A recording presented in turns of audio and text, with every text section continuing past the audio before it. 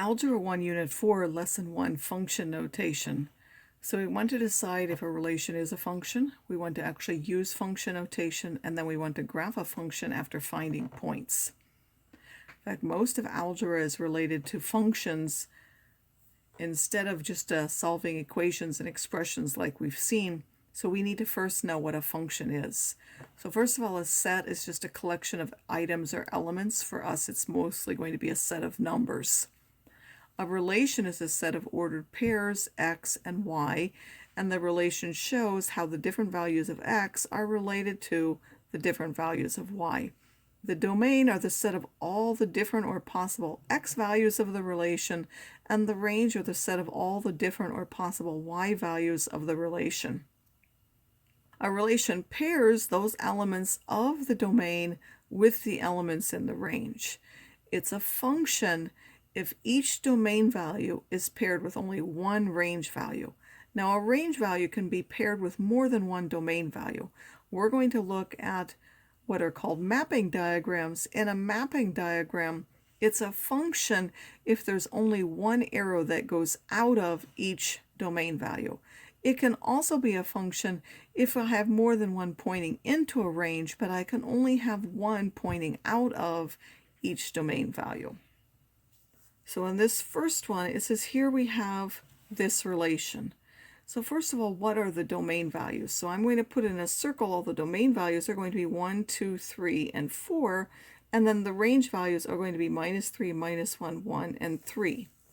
And then these arrows show how they're related. So 1 is paired with -3. I draw an arrow from the domain to the range. The 2 is paired with -1. The 3 is paired with 1. The 4 is paired with 3. Now, is this a function? Yes, because there is only one arrow that goes out of each domain value. So each one is only paired with one range value. So that is a function. And then if we give, that is a function. And then if we give these in set notation, the domain are the discrete numbers 1, 2, 3, and 4. The range of the discrete values -3, -1, 1, and 3. Because these are just a set of points, if we were to graph these, we would have disconnected points, and our graph, we would not connect them. In this one, we have a relation of 0, -3, 0, -1, 1, -1, 2, 1, 2, 3, and 3, 3. So I have different values. I don't put 2 zeros. I only put 1 0. I have a 1. I have a 2. I don't put 2 of them, and I put a 3. So I put 0, 1, 2, and 3. And then for the range, I have -3. I have -1. I only put it once. I put 1. I put 3. Again, we want to order these from smallest to biggest. And then this 0 goes to the -3, and it goes to the -1. This 1 only goes to -1. The 2 goes to 1, and the 2 goes to 3, and then the 3 goes to 3. Now, this is not a function. Why? Does it, which one of these is the reason that it's not a function? Is it more than one arrow leaving the 0, or is it more than one coming into the -1? It's the more than one that's leaving the 0. I could have both of these be -1 as long as 0 didn't also go to another number. So the real problem is this 0 going to two numbers and this 2 going to two numbers. So it's not a function because 0 is paired with 2. 2 is also paired with 2. So it's not a function. It will still have a domain and range. Again, I only list the numbers once. They're the possibilities, and then I put the range. And so now if we have this, I want you to complete this and tell me whether it's a function or not. So take just a moment and do that, and we'll go through it.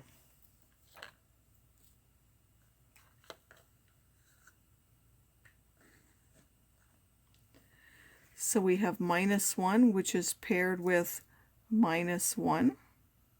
We have 0, which is paired with -1. We have 1, which is paired with 1. And we have 2, which is paired to 1. So is that a function? The answer to that is yes, because each domain is matched with only one range. So you could write the same thing as there, or there's only one arrow leaving each domain value. So yes, each domain value, I'm not going to write it, each domain value is matched with only one range value. And then again, in set notation, these are the domain values, these are the range values. Now, functions can be given in terms of function notation. The function takes one of these input values, which we're going to call x in the domain, and gives us an output value, f of x, in the range. So when we have a function, we can use function notation.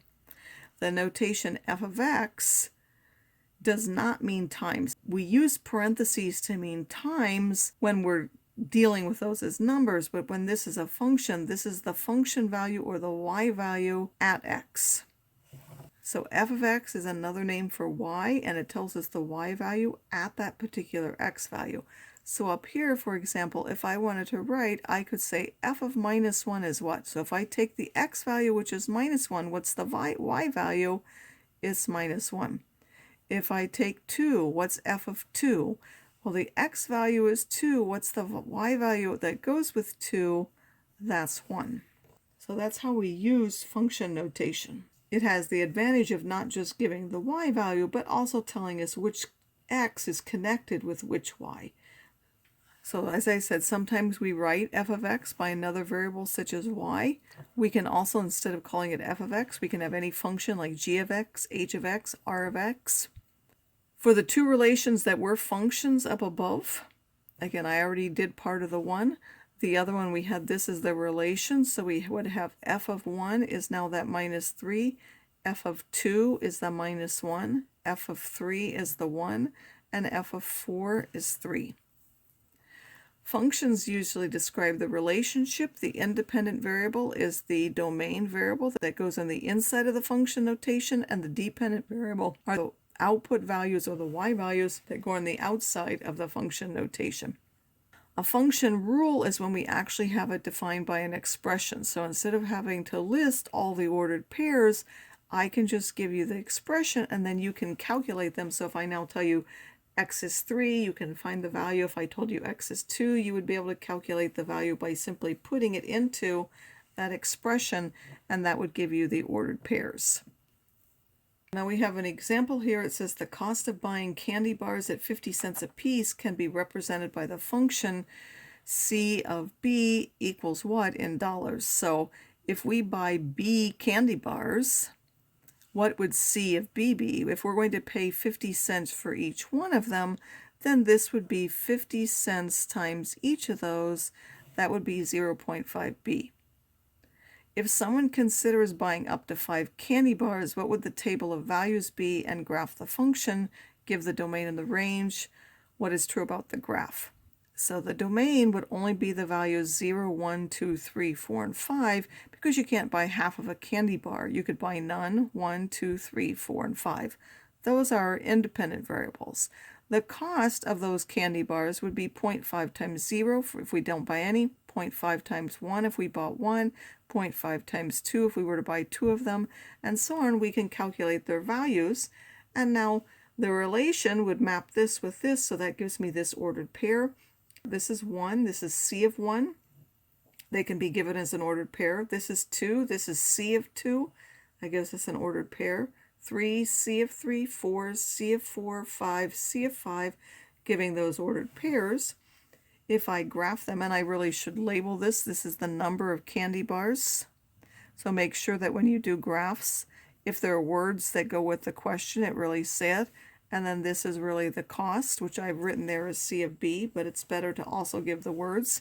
And then these are just those ordered pairs.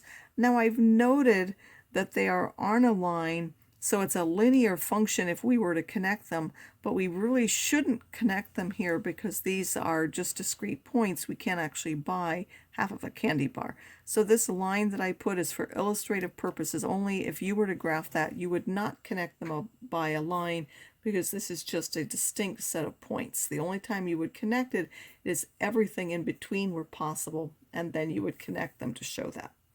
In this example, it says Soha is making an art design with 36 square tiles. She can get tiles with whole number side lengths from 1 to 6 inches. If S is the length of the tile, the area she can cover with her 36 tiles is given by what equation? Well, S is the length of one tile. So what area would each one cover? Each one would cover S times S, or S squared, and then you would multiply by that 36. So because there are 36 tiles, so it would be 36s squared would be the area of that. So now if I want to find the domain of the tiles, again it says whole number lengths from 1 to 6. Those are the only possibilities that there are. I would now put 1 in here, so that would be 36 times 1 squared, or 2 in there, 36 times 2 squared, 36 times 3 squared, 36 times 4 squared, 36 times 5 squared, 36 times 6 squared. Again, if we're calling this variable a of s, this is 1, this is a of 1, a of 1 is 36, this is 2, this is a of 2, 3, a of 3, 4, a of 4, 5, the area for 5, 6, the area for 6. We could put those as ordered pairs. So we would want to graph these ordered pairs. We would put the side length. So this is S, the side length in inches, and then this is the area in square inches. We would put some scale. I went up by 100 for each square, which I marked just every 4 of them. So I marked 400, 800, 1200, 1600, and then this would be 2000. Here I used 3 squares for each, so you want to sort of take up some of your graph. This is not on a line, this is curved, so this is a nonlinear function that we have here. The domain of this function, of course, are these, and then these are the range values for that functions. We can't actually connect them here. There will be some. So if I have a whole interval of values, like if I could have everything from 1 to 6, like I could even have 2.5 or 3.25 or whatever it happened to be, then I would connect those in between there.